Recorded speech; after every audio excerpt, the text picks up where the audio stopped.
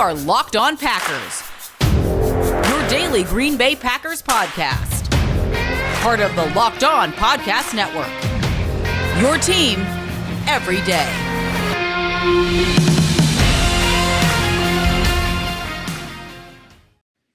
You are Locked On Packers, part of the Locked On Podcast Network, your team every day. I'm Peter Bukowski, and I cover the Packers for The Leap, a newsletter I would love for you to subscribe to. You can follow me on Twitter at Peter_Bukowski. Follow the podcast on Twitter at Locked On Packers.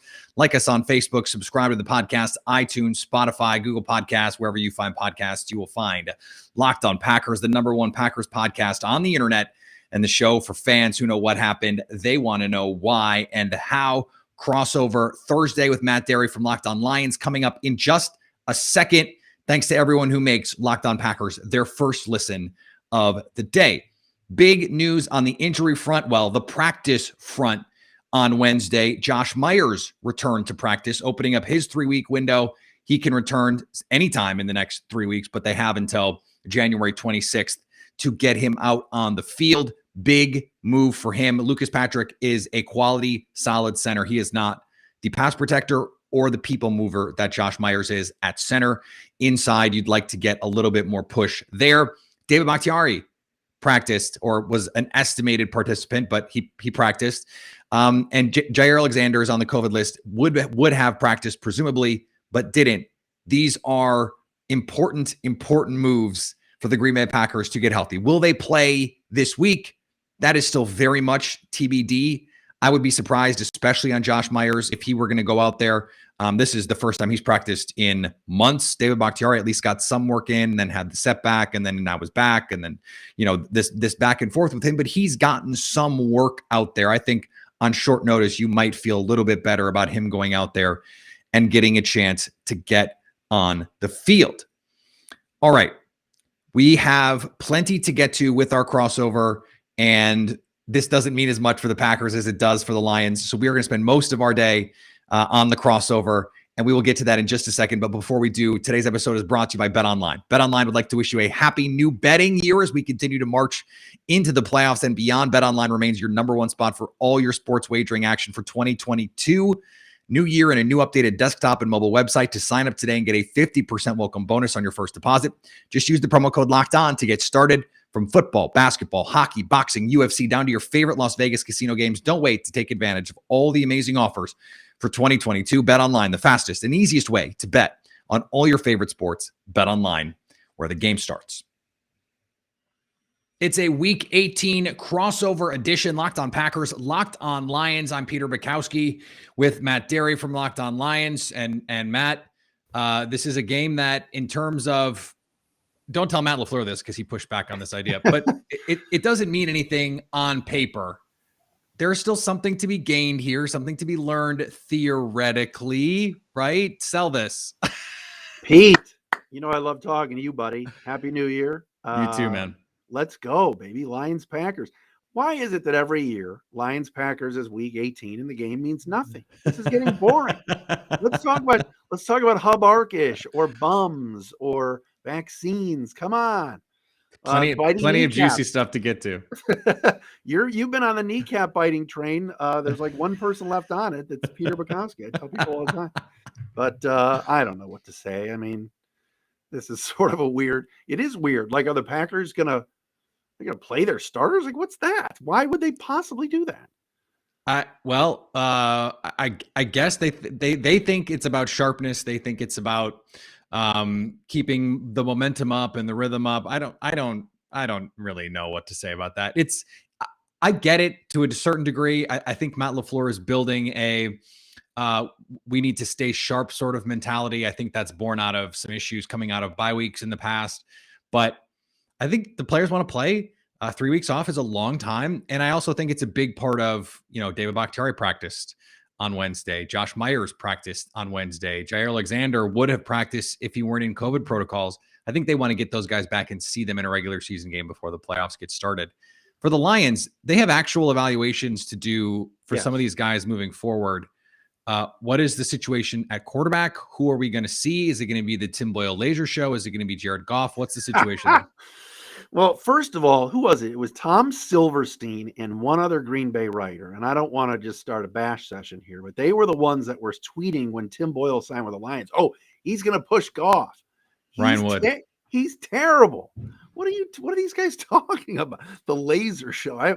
I refer to him as Mr. August because at about mid-July, as you know, trudging through those summer shows, I said, listen, I know what's going to happen. Tim Boyle's going to be unbelievable in the preseason. Yep. And the fans are all going to want him to play instead of Goff because he was good in Green Bay to an extent in the preseason. So I dubbed him Mr. August. He was brutal in the preseason. Then he broke his thumb.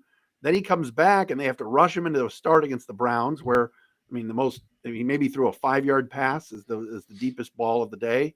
He's gotten a little better, but even last week against Seattle, 3 picks and just unsure of some throws. And to me, he's a number 3 on a team, but right now it looks like Goff really wants to play.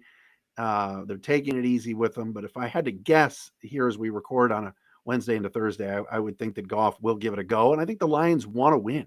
They really want to have a stamped victory in January to lead into next year. And they already are going to be getting either the number 1 or the number 2 pick.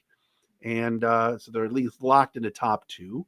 And with the hope, I'm sure, of Jacksonville taking Neal from Bama, and then either Thibodeau or Hutchinson are there for the Lions at 2. But they're going to try to win this game. They are preparing that way. They just have so many injuries, as you know, and plus they're not even that very good either. So the Packers also locked into 1 or 2, but in this case, we know it is 1 for sure. Different kind of locked in and a different kind of 1.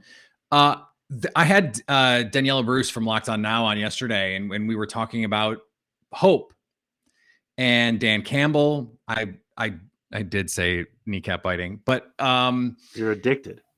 I am. But there are real, I think, signs of hope, or at least players to be excited about. Penei Sewell and the season that he's having, although he's in COVID protocols right now. Amon-Ra St. Brown has been a revelation for the Lions. So, give me a couple names that maybe the Packers fans who haven't watched the Lions, which I assume is most of them, that they may not know about, that whether they're going to play on Sunday or not, that they should maybe know about and say, hey, these are guys that are future pieces. There's something for this team. There are, and I think that's one of the positives that you could take out of this year. Look, you can't say much positive about this season. They have 2 wins and they're not very good. And you knew the rebuild was going to be bad. I had them winning 4 games this year. I thought 4-13 was going to be the record. Now they're sitting at 2-14-1, which is not good. But you're right. But very easily could have won a couple other of those games that they lost. Yeah, that's true. The Ravens game was certainly right there, if not for Justin Tucker, and the Minnesota game in Minnesota. And of course, they beat Minnesota at home. And Pittsburgh and Cleveland, they were right there. But Amon-Ra St. Brown, you mentioned the wide receiver and 4th round pick, has been fantastic. I can't believe how good he's been. You mentioned Sewell. I like Amani Oruwariye coming back next year as really the top corner with Jerry Jacobs, a UDFA cornerback, and Okudah, if healthy. So you figure you got 3 corners for next year right there that you're locking in and really like. The O-line is really good, actually, and has depth now because Evan Brown, the backup center, has played very well in Frank Ragnow's absence. So your O-line of Sewell, Jackson, Ragnow, Big V, Vaitai, and Sewell are all set for next year with some depth. So that's good. But they're going to need to add some more receivers, another tight end to go with Hawkinson. And the question at quarterback is still there. I think Jared Goff will be back based on his salary, but there were weeks you went, my goodness, no wonder Sean McVay kicked him to the curb. And then there were other weeks he was okay, but it's not been good enough. They've played 16 games, and I believe 11 of the 16 they've been 17 or 20 points or below. That's ridiculous in this day and age of offense in this league. But yes, there are some guys. Jalen Reeves-Maben is another guy that's made some plays on defense. Yeah, that might be back next year, but they still have a lot of holes to fill on that side. And they're better on offense, but still need help at receiver outside of St. Brown and maybe Josh Reynolds, maybe. I also am thinking about the coaching staff. I really liked that Dan Campbell said, okay, I'm not the offensive guru. I'm not the defensive maven. I'm not Vic Fangio or Wink Martindale. defensively. Offensively, I'm not Sean McVay. I'm not Kyle Shanahan. So he went out and got a bunch of coordinators that I really liked, especially, the going with a lot of these former players, giving them some chances.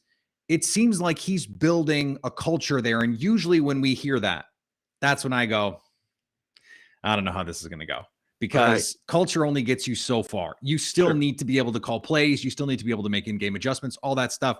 But the one thing you can say definitively about the Detroit Lions in 2021 is they will fight. They will play hard. And I do think that kind of stuff matters, that when you get some better players, and you and I agree, they need some better players, that if you can translate that, all of a sudden you might really have something. It's wild to think that you look at you're right. The assistant coaches mostly are all former players, guys like Aaron Glenn, Antoine Randall, Mark Brunell. Hank Fraley is a great offensive line coach. And a former player. So you got a lot of that. You're right about the culture. I can't argue that with Dan Campbell. You and I have talked about this before. Can he coach? Right. Can he throw the challenge flag at the right spot? He's gone for it on fourth down more than any coach in the league, and his percentage is pretty good. But even last week against Seattle, 4th and 1, you pull everybody up tight and you hand the ball off to Jamal Williams. That's the Seahawks in the 12s. They knew what was coming, and that's not even the Legion of Boom defense. So there's times that you like the call, other times you don't. He's learning. Now, remember this. He's also calling the plays because Anthony Lynn has been an F as an offensive coordinator. And I joked with Dave Burkett from the Free Press yesterday on the podcast. When will Anthony Lynn resign? Like 4:45 on Sunday? Because that train's done. But on the other side, Aaron Glenn's a really good D coordinator whose defense has been pretty good despite all of the injuries. I really liked that move when they brought in Aaron Glenn, and Anthony Lynn was the one where I was just sort of like, is that the right thing? My case for Anthony Lynn when they got him was, this is going to be a run team, run play action. That's the Jared Goff team. That's the DeAndre Swift, Jamal Williams team. That's we have this big mauling offensive line team. If you get a better quarterback, and I don't know when that's going to happen, but eventually, if you want to play modern offense, you have to be more than that. So I understood in the short term why that made sense, because Jared Goff, by the way, probably going to be your quarterback next year too, right? I mean, that's just the reality of the situation. Yeah. And so I still don't quite get what that was all about. But I guess I got it at the time, but it worked out about as well as I feared it would or could. Well, I think on paper, you say Swift, Williams, Craig Reynolds as your third running back, who's come on and had a 100-yard game. The O-line's good. Hawkinson's a Pro Bowler. Oh my God, St. Brown's breaking all these rookie receiving records. Man, they must be at least putting up 24, 27 a game, or at least sniffing 20, and they're not. Goff has thrown some poor passes. We mentioned Tim Boyle before. They have no depth at tight end. And they just, when they get in the red zone, make some mistakes. They've also gone through 7 kickers this year. The latest guy, Riley, 7. Yes. Yeah. Going back to training camp with Randy Bullock, Matthew Wright, Eldrick Rosas. I could keep going. Now it's Riley Patterson, who's actually not bad. But there have been games where they would have scored 3 more and beaten the Steelers in overtime if Santoso, that's another one, Ryan Santoso, would have made that 47-yarder. That wasn't even close. So those are the kind of games. It wasn't even close. Do you remember that kick? I do remember that.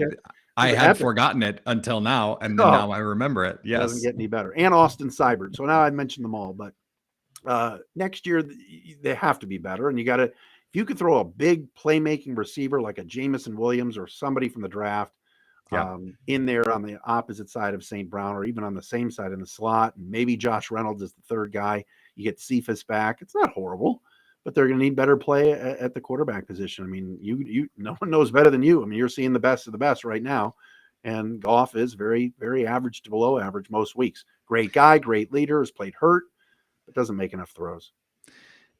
Do they at least go out? I mean, contractually, this is probably who they're going to roll with. The draft does not provide them with really many answers. They could go with a day 2 pick and try and find some upside. I don't know that that's the right way to go if I'm Detroit. Do any of these like veterans that could be out there, the Marcus Mariotas of the world, do anything for you, do you think? I mean, is that a path they could take to just come in and compete at least? Or if Jared Goff gets hurt, you don't have to play Tim Boyle for 3-4 weeks? It's funny. Dan Campbell was asked about Boyle on Monday and said good things, and that's not a good sign. I think you got to remember too, they're paying Goff $31 million next year. They've got a bunch of other bad contracts, including Trey Flowers, that are still on the books. They're still paying Jamie Collins next year, who's gone. So they've got cap space, but they need a lot more help. To sit here and go, we're going to spend $7-8 million on a Mariota to come in and compete. They probably don't have that money. I think they're going to draft a quarterback for the first time in who knows how long in one of the rounds. I just don't know when. They've got the number 2 pick now and the number 28 or 29 pick now through the Rams. And then obviously a high number second round pick. So there you go. You've got 3 of the first, let's say 35 picks or something. One of those could be Malik Willis or Desmond Ridder, but those guys aren't great. This is not a great QB class. So I don't think they're taking one at 2. That's for sure. You don't want to be in a position to draft a quarterback where you have to convince yourself to take the guy. And, if you're going to make the case for Jordan Love, which, I have at various points done, though I've not always done it, that would be Green Bay's case. We didn't want to take a guy when we felt like we had to, and then you're trying to fit a guy who's probably not as good as you want him to be at one of those spots. Maybe they love someone and they can take him at 28 or they can take him at 33 or 34, whatever it is. And they can get this sorted out, go in the right direction. A lot more to get to on our crossover edition, Locked on Packers, Locked on Lions. Peter Bukowski and Matt Dery. We want to tell you about an app that everyone should be using who buys gas. Get Upside. You're already going to go to the gas station. You're probably going to get sticker shock at the pump. So why not make it a little easier on yourself and use Get Upside? Get Upside is going to pay you 25 cents per gallon of gas every time you fill up. Just use promo code touchdown and you can get an extra 25 cents per gallon on your first fill up. That's 50 cents a gallon cash back on your first fill up. Don't pay full price at the pump anymore. The prices are already too high. Some people who are driving a lot, they're making $200 to $300 a month in cash back. No catch. The money just goes into your account, bank account, PayPal, e-gift card, Amazon, whatever you're looking for. Download the free Get Upside app and get paid. Get cash back for doing something you were already going to do. And if you use the promo code touchdown, you will get 50 cents per gallon cash back on that first order. All right, Matt and Pete with you. Matt Dery, Locked on Lions. Peter Bukowski on the Thursday crossover from the Locked on Packers podcast. Green Bay, the number 1 seed, coming to Ford Field for what should be a dandy on Sunday. Like I was just stunned. Like Aaron Rodgers, Aaron Rodgers on Manning cast the other night. So he's like, "Oh, I'm playing." And Matt LaFleur, same thing. We're playing our start. I don't know. I mean, I know we already touched on it a little bit. You've got guys coming back like Myers and Bakhtiari, and you need to get Jair Alexander out there. But if they do play, they can't play a lot, right? Come Sunday with what this game means absolutely nothing to that team. So Matt LaFleur. Right after the game on Sunday, said the same thing Aaron Rodgers did. I think 3 weeks is too long, and my gut is right now that our guys are going to play. And I don't think that's done without having had some sort of discussion about it at some point with his players. The players want Devontae Adams needs 21 yards to become the single season reception leader in Green Bay history. So he wants to play. I'm sure Aaron Rodgers wants to shut up Hababarkish and go out and throw 5-6 touchdowns so that he has to vote for him for MVP. And I think these guys feel like, hey, we're rolling. Like, let's not take our foot off the gas pedal. Let's take the bye week. Let's refresh. But we got a game this Sunday. Let's go play it. Now, are they going to play 4 quarters? I don't think so. Matt LaFleur said, look, our mentality is to go into Detroit and try and win a football game. And he sort of demurred when he was asked about if our guys going to play 2 quarters, are they going to play a quarter, are they going to play 3 quarters? And he was basically like, we're not looking at it that way. I promise you, Matt, they are looking at it that way. They have an idea in mind. This is going to be like the 2nd or 3rd preseason game. They have an idea in mind of how many snaps, how many drives, how many quarters they want the starters to be out there. And based on the game flow, they will decide from there. If the Packers go up 14-0 in the first 2 drives, the guys are coming out. Like they're coming out. Now, if it's 10-7 through the first quarter and they don't look really sharp, I think they might stay in a little bit longer, but I have a hard time seeing them playing past a half. What I think they want to do is start fast. They want to come out because they haven't really started fast all season. And that's really the only knock on the offense, which has been in aggregate awesome, is their first quarter offense is like bottom 5 in the league. And then they're the best second quarter team of like the last 5 years. And it doesn't make any sense. The Lions saw it in the first game. What did they go up 17-0 in that game or something like that? And then 34 straight from Green Bay. So they want to come out hot. They'd love to come out and make this a 14-0 game, a 17-3 game, a 20-7 game, and then rest everybody in a perfect world. The Lions, it's going to be up to them to try and say, you're not doing that on us. Did you think, Pete, that the Packers would be this good? I mean, they are the 1 seed, and everybody was talking about, Brady's going to repeat with Tampa. Matthew Stafford, of course, got a lot of love in L.A. The NFC is clearly the better conference, at least top-heavy wise. Did you think Green Bay was going to be this good? I thought Green Bay would be one of the 3 best teams in the league again. I thought that there was a pretty clear 4-team hierarchy coming into the season: Tampa, Green Bay, Kansas City, and Buffalo. I don't actually think LA is in that group because I don't and have never trusted Matthew Stafford.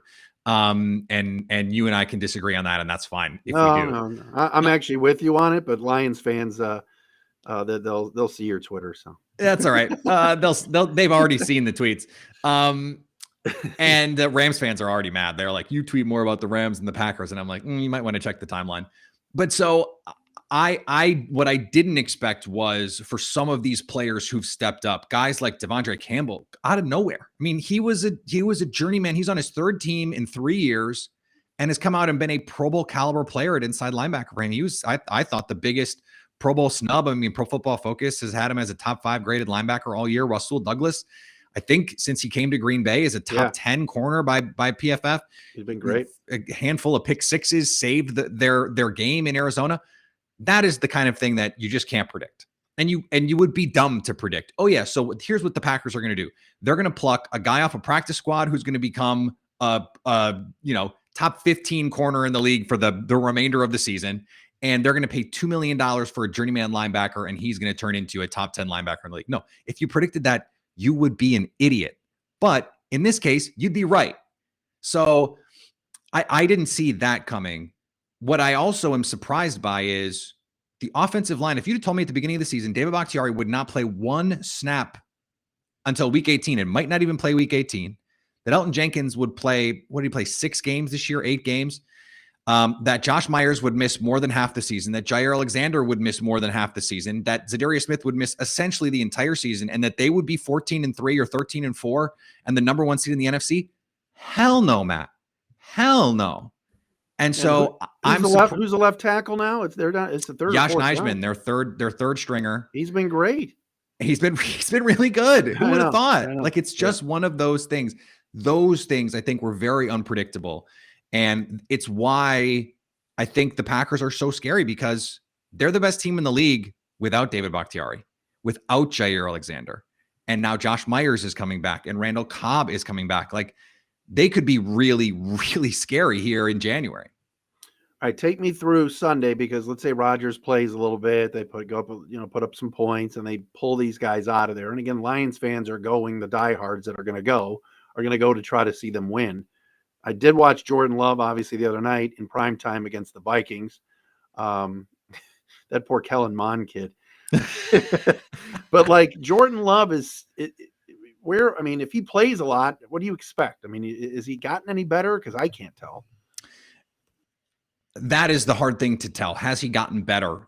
If you ask people in the building, you'll get mixed answers.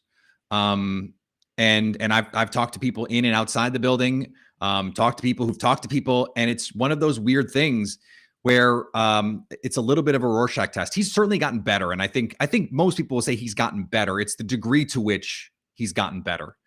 And you're starting to see some of the flashes of the arm talent, but I was disappointed with the plan for him against Kansas City. It felt like an Aaron Rodgers plan, not a Jordan Love plan. And so what I'd like to see, and I said this on our show yesterday, I'd like to see them really lean into the LaFleur concept stuff, the Shanahan tree stuff, under center, play action, deep shots, rather than trying to do the Aaron Rodgers, let's play empty. Let's play a bunch of shotgun, although he used to shotgun at Utah State. I want to see if Matt LaFleur could just call whatever play he wanted to call. What plays would he call? I want the Jordan Love package. I want zone reads. I want that kind of stuff. And I don't know if we're going to get it. I have been impressed by some of the progress that he has made. The footwork has been better. The command of the offense has been better. The throws, he can make some wild throws. And when he sees it cleanly and he plays in rhythm, man, he looks really good. And when the misses right now are what makes you go, what is that? And there's he needs the reps. He needs the reps. So this is great for him. Whether he plays well or plays crappy, I think this is a great opportunity for him to get some snaps against a live NFL defense in a game that counts. Does it matter? No, but it counts. And that's different than the preseason. And it's against a team that's going to try. So right. We'll see how that goes. But Pete, always fun, my friend. We appreciate everybody making us your first listen. Matt Dery, Peter Bukowski, Locked on Lions, Locked on Packers, the Thursday crossover. All right. Thanks to Matt for joining the show. Great to talk to him. We had a little beard battle for those of you who could see us on YouTube. If you aren't following it on YouTube, go check it out. And we can, you get to see what we look like. Some people I started doing YouTube and they were like, wait, that's what you look like? I had no idea. I'm like, well, I do have like photos on Twitter and a Twitter avatar and an Instagram page and stuff like that. But anyway, that's that part of it. I don't want to end without showing you Aaron Rodgers' response to Hub Arkish down in Chicago, and his response to saying he would not vote for Aaron Rodgers for MVP because he thinks Aaron Rodgers is a jerk and a bad person. Here's what Aaron had to say. I think he's a bum. I think he's an absolute bum. He doesn't know me. I don't know who he is. No one knew who he was probably until yesterday's comments. But I mean, and I listened to the comments, but to say he had his mind made up in the summertime, in the off season, that, I had zero chance of winning MVP, in my opinion, should exclude, future votes. His problem isn't with me being a bad guy or the biggest jerk in the league. Because he doesn't know me. He doesn't know me. He doesn't know anything about me. I mean, I've never met him. I've never had lunch with him. I've never had an interview with him. His problem is I'm not vaccinated. So if he wants to go on a crusade and collude and come up with an extra letter to put on the award just for this season and make it the most valuable vaccinated player, then he should do that. But he's a bum, and I'm not going to waste any time worrying about that stuff. He has no idea who I am. He's never talked to me in his life. Now, look, I had some takes on Twitter. I'm not going to go down that rabbit hole today. I think it's interesting that rather than just say, well, it turns out I own the Bears and he's mad about that, and I never had a chance, and leave it at that. He had to become a victim. I don't know why he felt that was necessary, but he feels strongly about that, so that's fine, I guess. But he's right. It's stupid to not vote for him for MVP because you're mad at him or you think he's being a diva or whatever. Like, that's not the point. That's not the MVP. Those of you who have listened to me for a long time know I have my criticisms of Aaron Rodgers and some of the things that he's dealt with. I don't have an MVP vote, but it would not bother me in my MVP voting how he handled anything over the last year. It would not affect my MVP vote one iota. And you guys know I have been as critical of him about that stuff as anyone. So it can both be true that what Hub said was lame and embarrassing, and he should not have a vote if that's how he's going to handle this. And also that there was no need for Rodgers to become a martyr on vax status. That was not what this was about. And we don't have to make it any dumber than it was. It was already pretty dumb. So just not to say that they're equal, they're not, but that could have been handled better. But the dunk is great. And we all appreciate the dunks on dumb stuff that Bears adjacent people have to say. So that's where we are. That's what we're doing. We'll be back tomorrow. Happy hour for our Friday show, 5:30 Central on YouTube, 6:30 East. Subscribe on our YouTube page.